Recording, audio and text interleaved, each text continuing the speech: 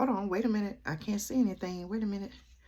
Oh, there you are. Okay, hey y'all, welcome back to the channel. Listen, I'm rocking my solar eclipse glasses, y'all. Okay, listen, speaking of the solar eclipse, are you planning on viewing the solar eclipse? Are you planning on driving to be in a city that's along the path of totality? Well, listen, if you're planning on driving to get a better view of the total solar eclipse, you may want to hear what I have to say, because there have been some changes, okay? And I'm asking the question, what's up with the changes? What's really going on? And stick around, y'all, because I have some more news that's really going to make me ask even more questions. Maybe even you too, okay? As a matter of fact, please put your comments down below. I want to know what you think about this, okay? Listen, y'all, I have some new information to share, okay? There have been changes, some changes regarding the solar eclipse, the total solar eclipse, so much so that they have made some changes to the map showing the path of totality. What's going on, y'all? Listen to this right here, okay?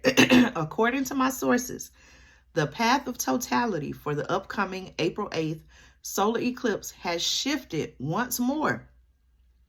For accurate calculations, they're saying, accurate calculations were made by who they're labeling a solar eclipse expert, meaning that some people, listen to this, y'all, okay? Some people expecting to observe the astronomical phenomenon, is what they're calling it, may now have to travel further for the event. Let me get some water, y'all.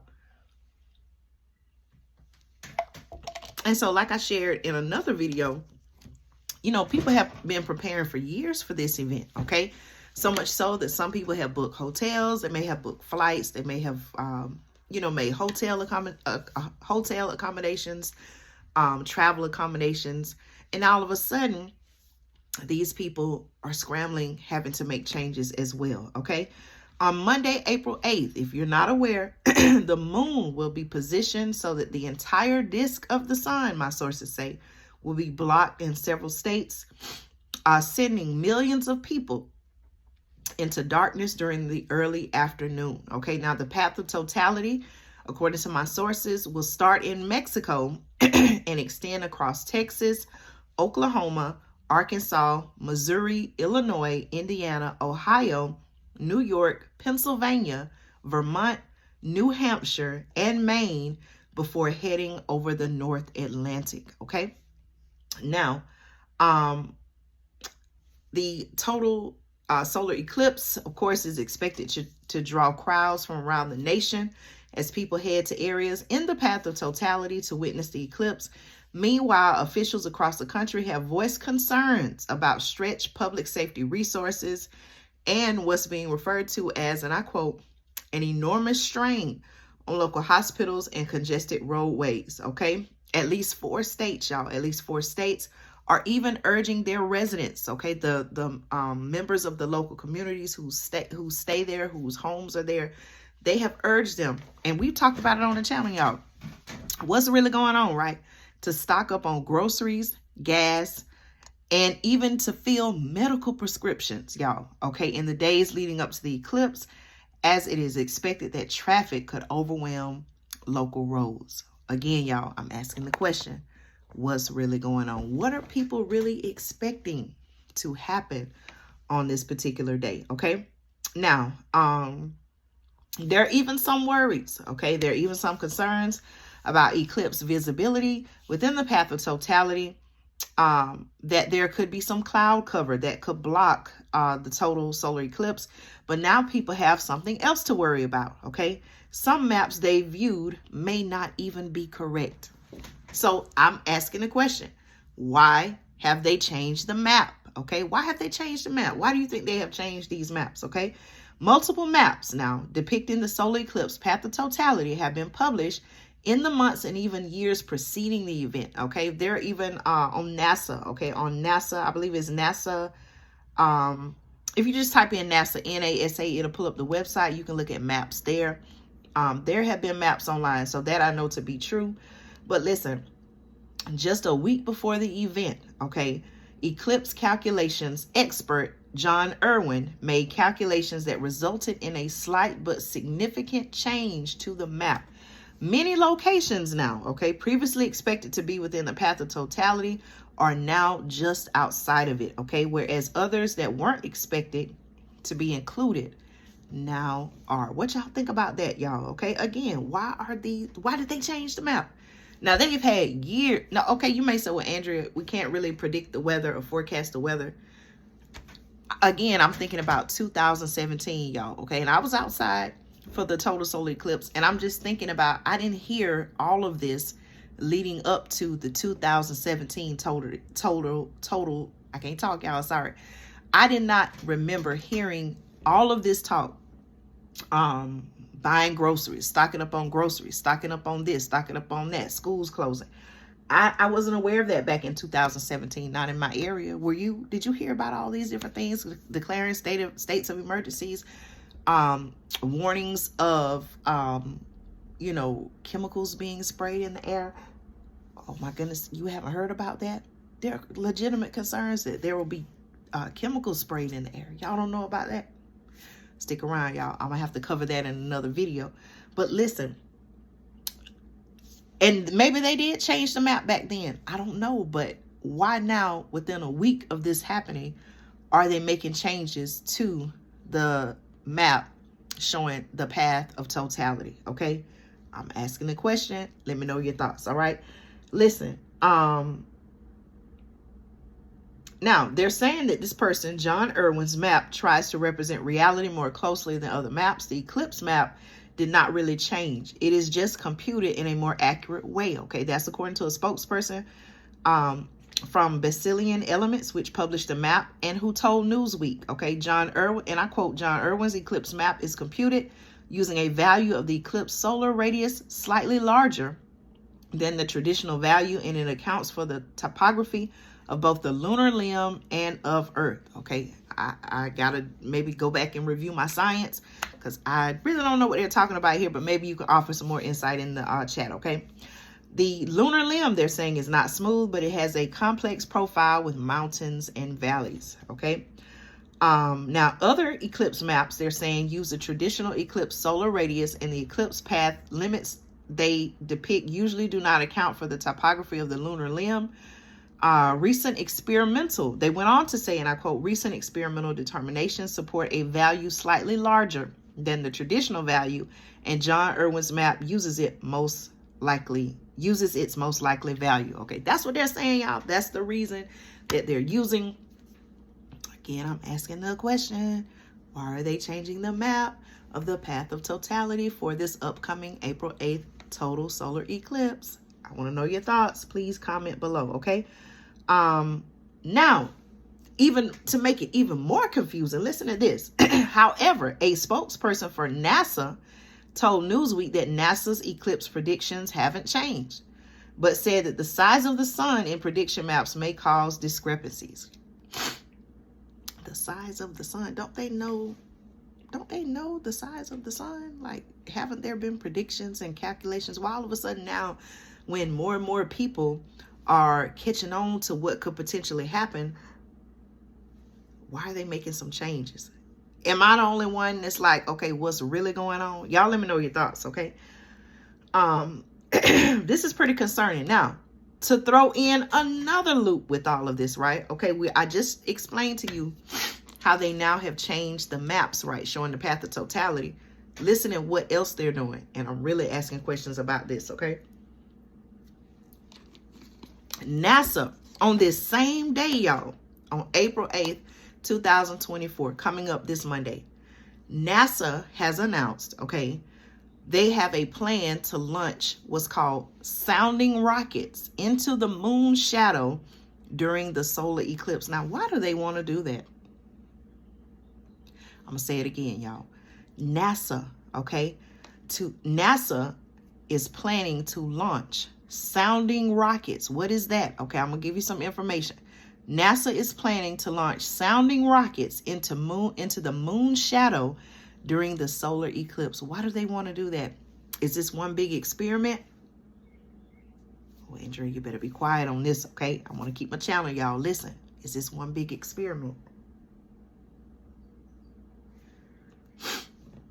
Listen, NASA, according to my sources, NASA will launch 3 sounding rockets during the total solar eclipse on April 8th, 2024.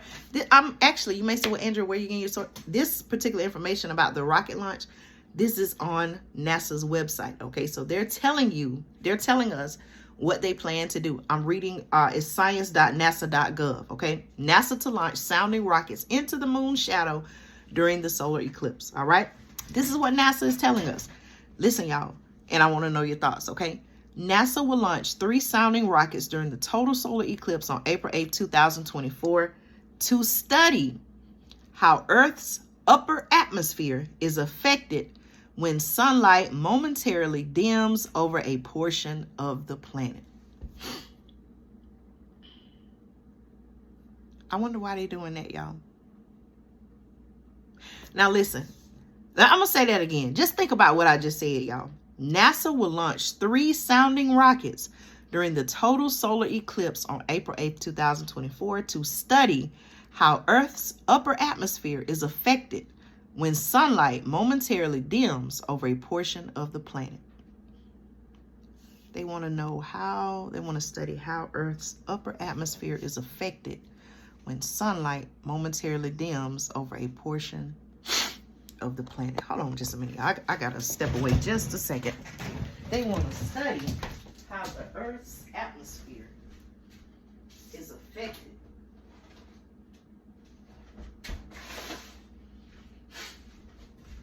Now that's something, y'all. Okay, I got my oven preheating because I'm getting ready to cook. Okay, listen to this.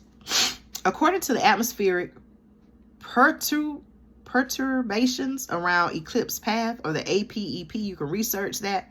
Sounding rockets will launch from NASA's Wallops Flight Facility in Virginia to study the disturbances in the ionosphere created when the moon eclipses the sun. The sounding rockets have been previously launched and successfully recovered from White Sands Test Facility in New Mexico during the October 2023 annual solar eclipse. They have been refurbished with new instrumentation and will be relaunched in April 2024. The mission is led by Aura Barjatia, a professor of engineering physics at Embry-Riddle Aeronautical University in Florida, where he directs the Space and Atmospheric Instrumentation Lab. Okay, the sounding rockets will launch at 3 different times. Now listen to this, y'all. The sounding rockets will launch at 3 different times: 45 minutes before, during, and 45 minutes after the peak local eclipse. These intervals are important to collect data on how the sun's sudden disappearance affects the ionosphere, creating disturbances that have the potential to interfere with our communications.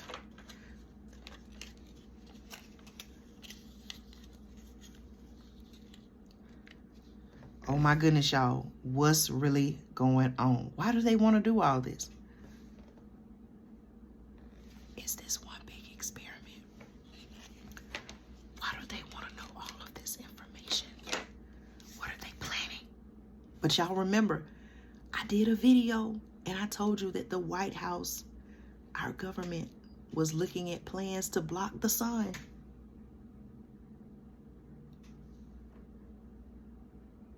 Have you made the connection yet?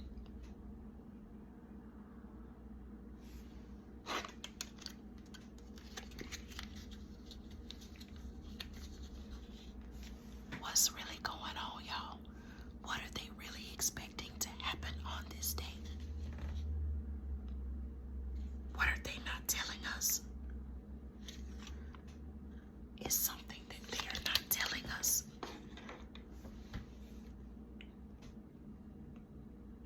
Listen, what is the ionosphere, right? The ionosphere, according to NASA, is a region of Earth's atmosphere that is between 55 to 310 miles above the ground. Here's a quote: "It's an electrified region that reflects and refracts radio signals and also impacts satellite communications as the signals pass through." Okay, this is according to the person in charge of all of this, right? Barjatia. This person also went on to say, and I quote, understanding the ionosphere and developing models to help us predict disturbances is crucial to making sure our increasingly communication dependent world operates smoothly. Are they trying to learn ways to take out communication if they block the sun?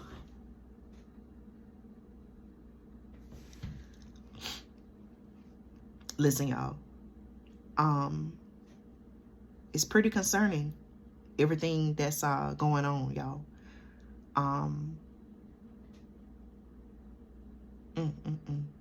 Okay, listen. So speaking of, they did this in 2023, right? Maybe we didn't know about it. I didn't know about it.